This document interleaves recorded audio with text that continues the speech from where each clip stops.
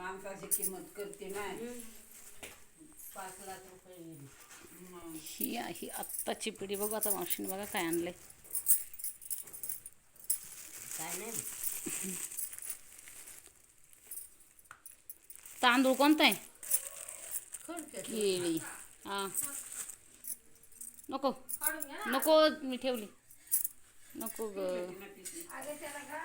आणि हे पहा सवा नवळा आणलाय. तर मावशी आली आईकडे भेटायला आईला. गाडी आली.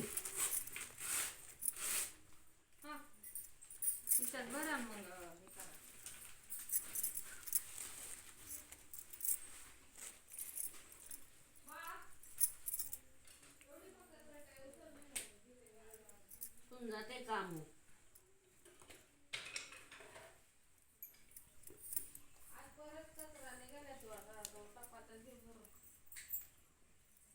पोर रात्री आली म्हणून आले घरात कोणी नाही. फोन करतोय तर फोन फोन पण हे करत नाही तुम्ही. वली वली तू साडी घाललं तर खा होईल काय कर. चला जेवायला नको आहे मला. जेवायला इच्छाच होईना. सीमा हे असं का ग टाकून दिलं?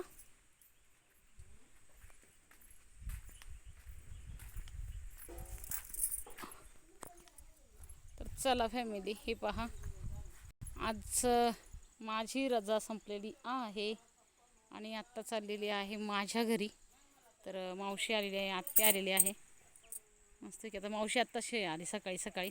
आणि तुम्ही तर बघितलं की ते सोबत वानवळा ती खूप आदिवासी पट्ट्यातून आलेली आहे. त्याच्यामुळे तिकडे काय म्हणूया आपण मार्केट असं काही नाही आहे. पण तिला थोडीशी केळी उपलब्ध झाली आणि ती केळी तिने सोबत आणलीत. आणि सोबत काय घेऊन जावं तर तिने आंबे मोहराचा जो वाण आहे त्या वाणाचे तांदूळ आईला आणलेले आहेत. आणि तिच्या जीवामानाने ते आणलेले आहेत कारण ती खूप लांबून आली आणि डोंगराने आली. त्याच्यामुळे मग तिला जेवढे पेलवले तेवढे तिने ते आणलेले आहेत. आणि मावशीचे खूप म्हणजे खूप खरंच त्या म्हणीप्रमाणे मावशी मरो आणि माय मरो आणि मावशी उरो तसं त्या मावशीने खूप केले आमच्यासाठी. अगदी मला त्या आठवणी जरी आठवल्या तरी मला रडायला येते. म्हणून मुद्दाम मी तिच्यासमोर व्हिडिओ बनवला नाही. खरं तर खूप आठवणीत म्हणजे एवढं भरून आलं आहे की अगदी एक परिस्थिती अशी भयान झाली होती आमची. तेव्हा तिने जी साथ दिली ना ती मी कधीच विसरू शकत नाही. आणि मग आज तिच्यासाठी ना मला काय द्यावं काही सुचत नाही आहे. भावाने मात्र साडी घेतली कारण तिची परिस्थिती खूप नाजूक आहे. काबाड कष्ट करूनच आयुष्य चालले.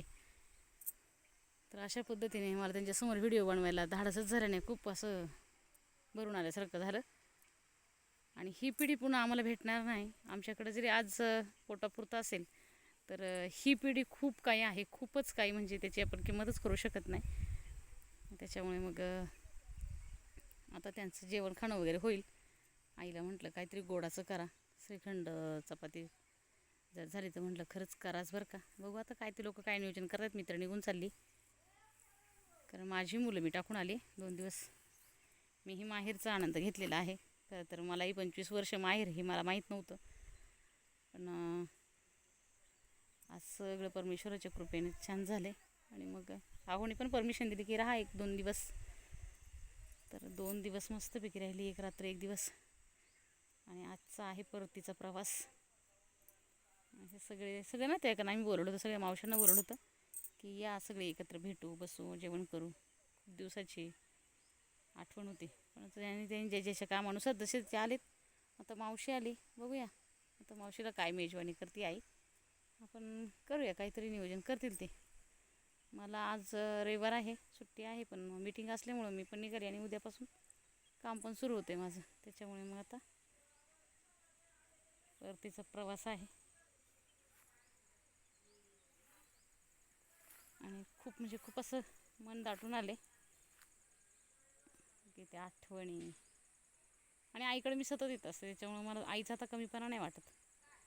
मला भरून भरून भेटते म्हणजे ती मला भेटते मी तिला भेटते काही कारण नसतं काही कामाच्या कारणाने. त्याच्यामुळे मग तिथे मी हॅप्पी आहे.